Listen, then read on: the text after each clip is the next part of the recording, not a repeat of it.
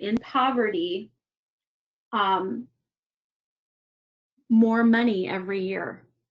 They didn't give them any counseling. They didn't do any. They just gave their families more money, and then they rescanned their brains in a year, and those kiddos had made up a brain volume loss of 4 to 6% in that year. Now, what does that tell you? It tells you that the parents were less stressed out, struggling financially, and that translated into less stress for the kiddos. So when you're serving these adults, you are serving absolutely the kids in these families. And I just wanted to make quick mention of historical trauma because in the rich history and the state of South Dakota in which we live in, our Indigenous people are suffering from historical trauma. The body remembers. We actually have studies that show how trauma is passed on from generation to generation, as is resilience. And again, that's a whole other training, but we should be very aware of that. Working with our Indigenous students, we should make it a priority to be trained about that, to have interventions about culture, and to be able to educate our own students about what might be going on with them and how they can get help.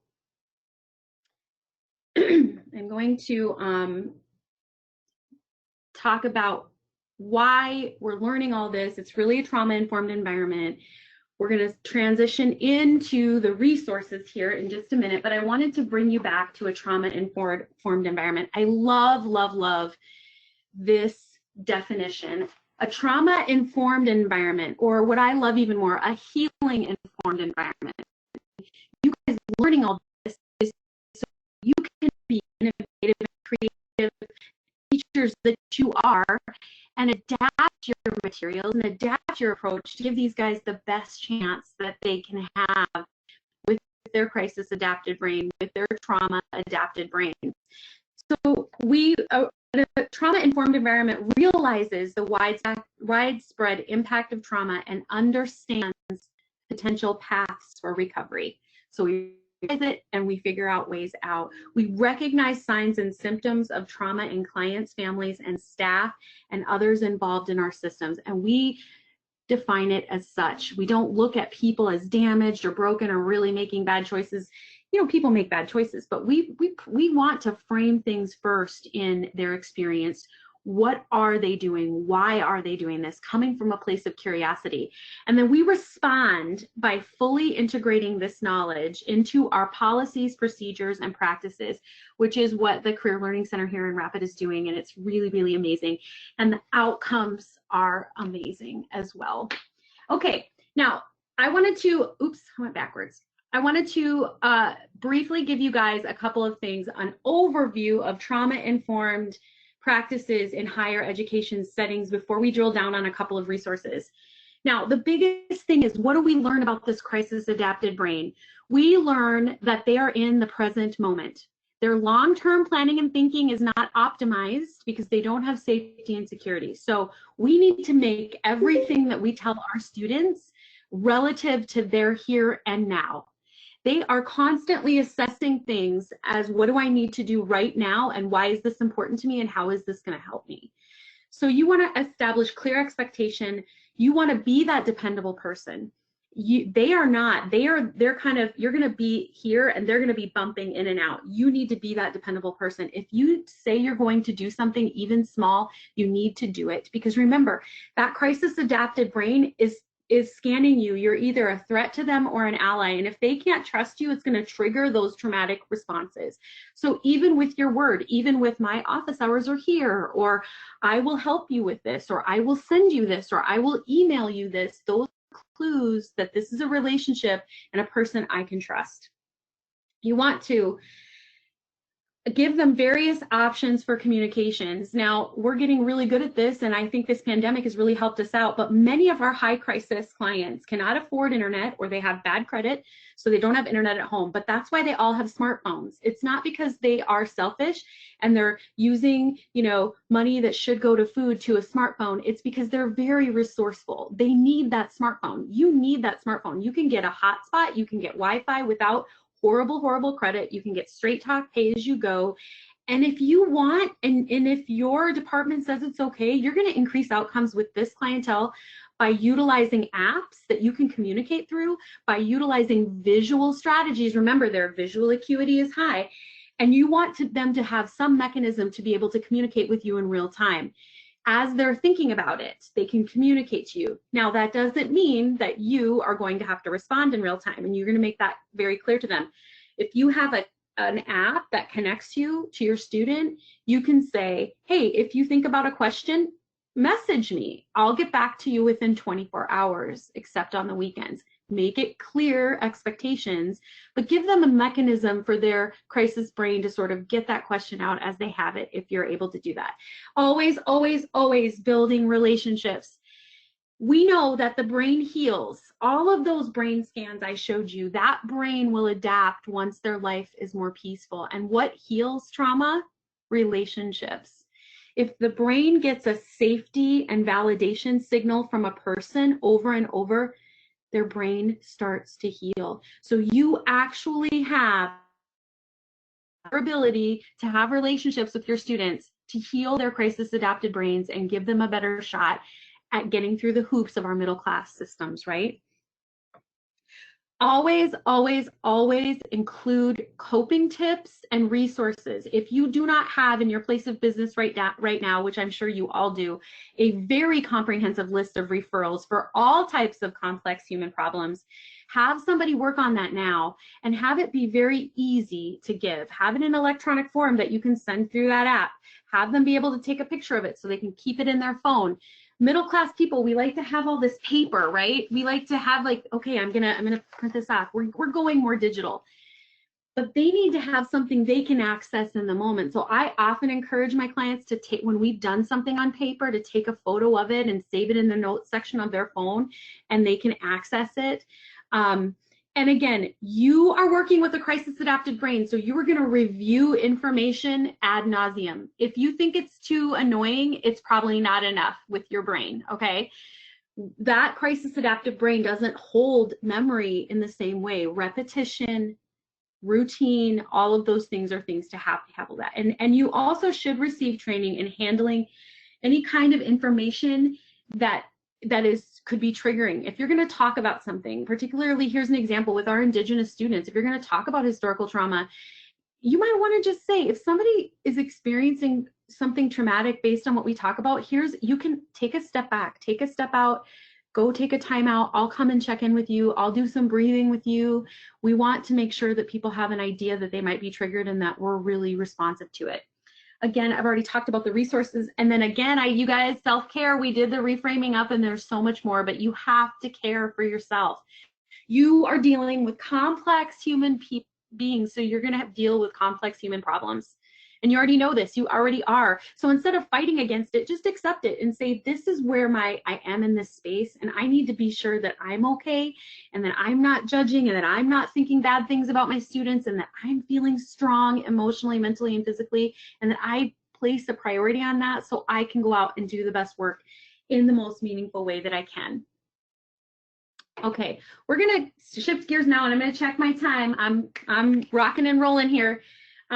We're going to shift gears now to the Charting the Lifecourse materials. I'm going to highlight 2 materials today. You can go to this website and actually download these forms that I'm going to show you. And the way they have it set up, it's really cool now. The forms, you could actually draw on these forms and print them off. But with this innovation, it's made it more difficult for me to show a picture of it on the screen. So I apologize for how some of these look. I had to actually take a physical picture of the form and try to do this. So can everybody see this? Okay, so this is called Charting the Lifecourse. Lori Larson introduced this to me. She's amazing, and we really adapted this for use in our program, which helped those struggling in poverty achieve job skill or education. This is absolutely, these tools are so in line with the crisis brain. And although this was originally developed for folks with disabilities to, have a place to reflect on their lives and work with their caregivers to see how they could be employed and live meaningful lives in different ways, this is perfectly adapted to those folks who are living in crisis and are trying to make it out of crisis despite big obstacles. So what I love about, I'm going to highlight two of them, but go on this website, look at their resource section and look at all of these resources. They can be adapted for your role in the classroom, and you don't have to do these necessarily with clients, although I think it does build relationship. It does all those things. You can actually send these home, print them off and send these home with clients if they're struggling and say, bring this back tomorrow when we're studying and let's work on this. This is called the Life Trajectory Worksheet. One of the things with the crisis brains, guys, that doesn't happen in a crisis life is, remember our prefrontal cortex.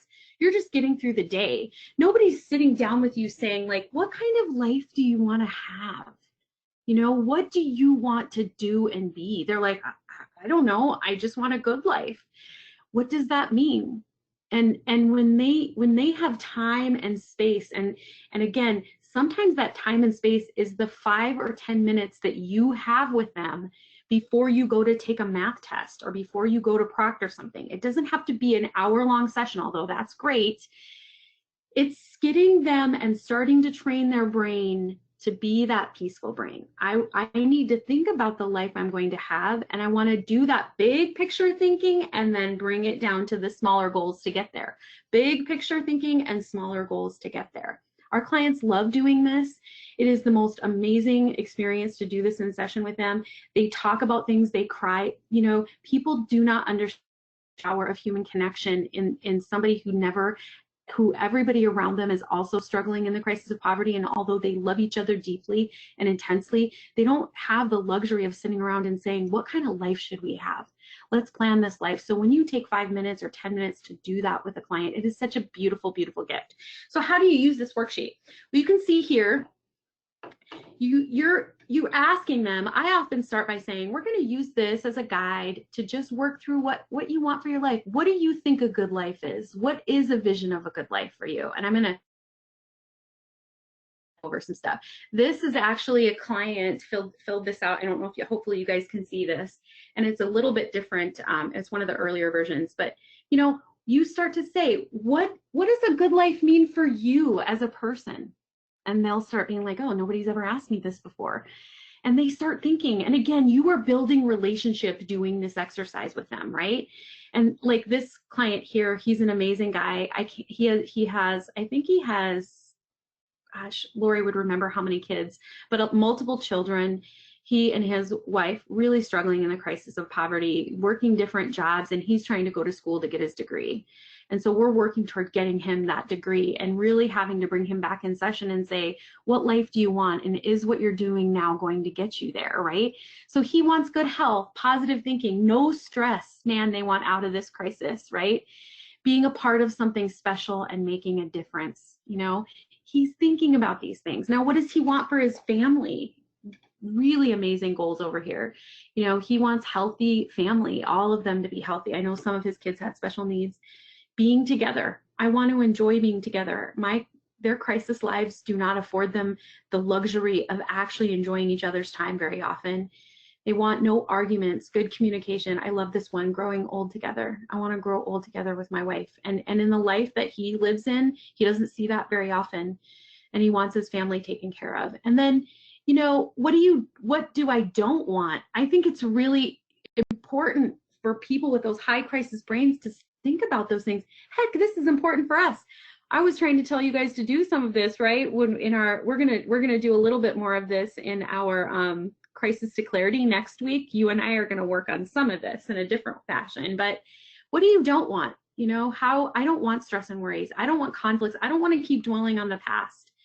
You know, I don't want to go without housing. Housing is a huge stressor in his life. So again, it's not about getting this perfect. It's about the process of going through this. It's about asking them the questions. It's about taking the time. Then you're going to go down to those smaller goals here in this trajectory. You know, what supports your good life? What can you do right now? You're getting your GED. You're coming here and studying. You're being employed. You're going to get your diploma, right? Here it's saying, you know, what is preventing these things? Jobs aren't working out, structure of family has been broken down, financial stress. This gives them an idea of like what they're doing right, which you really want to focus on, and what they're doing here, what's keeping them back. And this is where you want to maybe work with them on some goals too. Keeping this firmed up, the good stuff firmed up, and then working on those negative things and saying, what can we do here that can maybe alleviate some of that? Okay. So that's the first one. And again, I'm going through these quickly, guys. You can go and search around. And again, these are meant to be used in a way that works for you. One of the things that they're doing on this website now, which is so awesome, and I want to explore it further, is they're customizing these forms, and they have a ton of them. I couldn't highlight all of them, to your agency or your work. And I think you could take this and really, really run with this as educators. Now, I love this integrated supports. It's a STAR worksheet. What do we look here? Isn't it visually beautiful? It has colors. Many of our clients, when we start working with them and filling this out, you know, we put their name in the middle. They take this and they want to make a copy of it so they can have a copy on their fridge, because they're visual, in the moment people. When they can see these things, they go back to it. They want to show people, look what I'm working toward. I have something to show for this. It's awesome. So this is where you, and I'll scroll down to the same client's STAR worksheet here. We blocked out names and things. This is where you start saying, what technology do you need to reach your goals that you have? And for a lot of people, it's like cell phone, laptop. I need to get this done. I need to get some jump drives, or this might be educational prep here. What are your personal strengths and assets? You're going to dig deep and tell them what they are. They're a leader. They solve problems, multitasking. You can tell every single person that you work with, they're resilient, right? We're all resilient, right? What are your relationship-based strengths and support? Who in your life is supportive? Your wife, your pastor, your brothers, your friends. Down here, we have more eligibility-specific support. So what do you need to do that could help those negative barriers? And in his case, he needs to build up more social support. He wants to get these SNAP and housing and assistance while he's in school so he can focus more on school and that financial stress is less. And then, of course, you're community-based. Who are your community partners that you can reach out to? These could be individual teachers. This can, you know, CLC, the Career Learning Center. He's put down here Boys Club for his kids, Mommy's Closet, those kind of things. So again, go to the website, check this out. They also have, and I just wanted to show you guys, they even have planning pages now where it has their daily and weekly planners that you can print out for students and get them to start planning time if that's becoming an issue in studying. And again, you want to make sure that this is kind of built into what you're doing. All right, it's 10:52. I'm rocking and rolling here. Let's keep going, guys. Are you with me? Okay. The other one I wanted to just, you guys are probably using this. I loved using this, and I loved kind of adapting this. This is the My One Page Profile. You can Google this and print it off. There's templates online. Having your student do this is amazing because it builds relationships, and it's, again, they don't think of themselves in this way. They don't think, nobody sits down and asks them questions like, you know, what do people appreciate about you? And they're like, oh my gosh, I don't know. And then you might have to help them. Well, you know, do you give gifts? Are you thoughtful? Do you give rides? You know, what do they appreciate? That you're funny? All of those things. And in going through this is awesome for them. What's important to me and how can you support me? This is often a place where you're going to encourage them to be like, how do you like to be communicated with? How do you know people are supportive of you when they do what they say they're going to do, when they email me or give me a written list, when they remind me, when they don't yell or they don't get cross with me? Those are things they might want to put in here. These are person-centered approach tools. They're just for relationship building. They can be used for communication. I often say that this is awesome for staff. Lori had mentioned that in her old place that she used to work, they actually filled these out as staff people. And when they had a conflict, they went back to these and said, hey, you know, how does that person like to be communicated with? And this is a good example of one that's filled out that I found online, and this is more staff-based. Are you an administrator? Are you a teacher doing team building? How fun would it be to do these as a practice for maybe doing them with your students? Family night, or doing the family night. Reading through hers here, you guys can see, just to point out a couple of quick things. Get to me when you say you will and meet deadlines we have agreed on. Can we say that? Mine would be like, how best to support me. Don't make me endure a bunch of meetings. Just call me and tell me what I need to do, right? Don't make me listen to this lady on this webinar for an hour, but Lori Larson is going to kill me because they keep calling her out on this. She's on this webinar too, but we work together, and I used to drive her crazy as her boss because I'm a verbal processor. Imagine that, talk, right? So when we're trying to work on projects, I would come into her office and be like, okay, we're going to do this and this and this, and did you hear this and this and that student and blah, blah, blah, and our client's this, and she would just be, and and I would be imparting information sometimes about what we're going to do together, and she'd be like frantically trying to write this down, and she just said to me, hey, can you send me an email with that stuff in it, important, the project-based stuff that I need to get done, because she needed something to look back on. And I was like, absolutely. Being willing to communicate with each other and honor your communication styles and know that and be able to say, hey, that would really help me out. And so I tried to do that, but I failed sometimes, right, Lori? Sometimes, but I did try to do that. So think of these as tools you can use with staff or students. I really like this too. When we were helping clients get employment, we have had them do a one-page, and when we're working with employers, it's really awesome to have a meeting with your employer once you get hired and say, here's a one-page about me, this is what I like, here's some of my likes, it really humanizes that person right away to their employer. And it is a cool conversational piece that you can do. And so I just wanted to throw that out there as well. Last but not least, guys, I wanted to put this up here because, again, really coming back to self-care.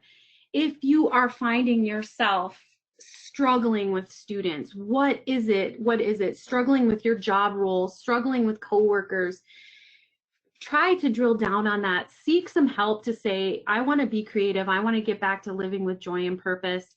And I want to be happy doing this. There is no reason we spend so much time of our day at work, in our lives at work. There's no reason that we can't try to make a change and try to make things work and happy for us. And when you're dealing with the high crisis people that we deal with, we have to learn to love them. We have to learn to know how they live. We have to meet them where they are, and we have to be happy about it in order to really thrive in our jobs. So hopefully you've gotten some tips today on how to do that. I'm going to open up the chat. Let me scroll down here. Again, if you guys want to grab my email off of here, if you have any questions, if I went too fast, if I didn't cover something, let me know. But I'm going to open up the chat, I think, right, Kim? Tracy, right at the bottom, you have a question from John. Oh, yeah. Okay. I think I might have done this wrong. Oh, hey, hold on just a moment. Oh, I have to push the right button. John Anderson, in the want, don't want activity, how often have you needed to temper the goals and activities based on the information you have? All the time, John. Bingo. Yes, that is going to be your role. That is an amazing point. Remember when you ask somebody to dream big and nobody's asked them to dream before, they're going to dream big, and you know some of their limitations and you know those obstacles in the way. So I never discourage their biggest dream. If it's, I want to be an astronaut or an architect or whatever, I'm like, that's awesome. What made you love space? What do you love about space? Or what do you love about being a doctor? You know, what do you love about this? And not that they can't, it's just you want to make sure you never kind of squash that, but you want to drill down on why. And so often you can connect what would happen, like what would it take to become a doctor? You know, and if you don't have time, you could actually send them out to do that. Tell me what it takes. Don't get discouraged, but come back next week and tell me what it takes. And once they start realizing, you know, or you can bring that in, like, hey, this is the first step. This is the first step. And here's the thing I like to say to people, your goals can change. As you get through this, you might decide, hey, I'm going in a different direction. I still want to be in healthcare, but what is it that I love about healthcare? Well, I love serving people. You know, well, why don't we start with a CNA? And see if you do like it. Let's get your diploma, get your CNA, you know what I mean? So that's an awesome question. But yeah, don't temper the big dreams, but drill down on what they love about that. And then maybe have them do some research and come back and say, well, let's just keep going. You want to be in healthcare. Maybe there's other things. I hope I answered that okay, John. And I don't know if you guys are unmuted, but you can talk too, I guess, here. Let me go up in the chat. Andrew, how could this be presented to someone who's struggling but may not react well to this type of exercise? That's a good question. People may not want to sit down and do this in the form that we have them. And even if this looks like a great idea to us, maybe it's more of just starting out with conversation. What does a good life mean to you? And not mess with filling out a form and doing that, just the questions, just having those in your back pocket as you're talking to them, getting them to start thinking about that as they're going through life would be a good start. It doesn't have to be filling out the form, I think. So, oh, that one said reply in private. I'm terrible with this chat, guys. So Andrew, I'll try to do that, or email me. Kim posted the My One Page Profile template. There's also some other ones. Let's see, multiple intelligence. Steph Rittberger says, oh wait, she's saying reply in private. Sorry, guys. You guys were good. Kim got it. Divorce and medical, right? Inequality as its finest. So I think Steph asked about the cliff effect, and this is probably, let me look at my time here. I know we're at 11 o'clock. I'm just going to quickly say this. This is a really good point and a reminder to me that with this pandemic, we expect to have poverty. Some people are predicting poverty to go to Vietnam levels in 1967, which would be an increase of 22% poverty. That's insane. And we should expect that, particularly in the next few years. So we are going to have people who are really struggling, and we are going to have competition for benefits and competition for things. And how does that make us innovate? How can that make us be even more informed, even more focused on outreach and success and changing the systems? It's a wonderful opportunity for you smart people to get together and say, what is working in this field and what can we innovate and do, and how can we make this so people succeed? So I do think that's a really good point, Steph, and if anybody can do it, you guys can do it. I want to be respectful of time. Kim, is there anything else you wanted me to touch on before we go? Can you hear me, Kim? Yeah. Sorry. Yep. She's probably muted. I didn't see anything else on the list. Okay, great. Thank you guys again. I'm so excited. I wish I could see you all in person. I'm going to be presenting next week at the same time on From Crisis to Clarity. We're going to dig down on this pandemic and other crises you might have. We're going to get you to do a little high-level thinking about your goals and your dreams and how you can apply those to your work and provide meaning and joy, and in turn, give those gifts to your students and staff. So thank you, everybody. I'll see you guys next week. Take care. Thanks, Tracy. Bye. Thanks, Tracy. Thank you, Tracy.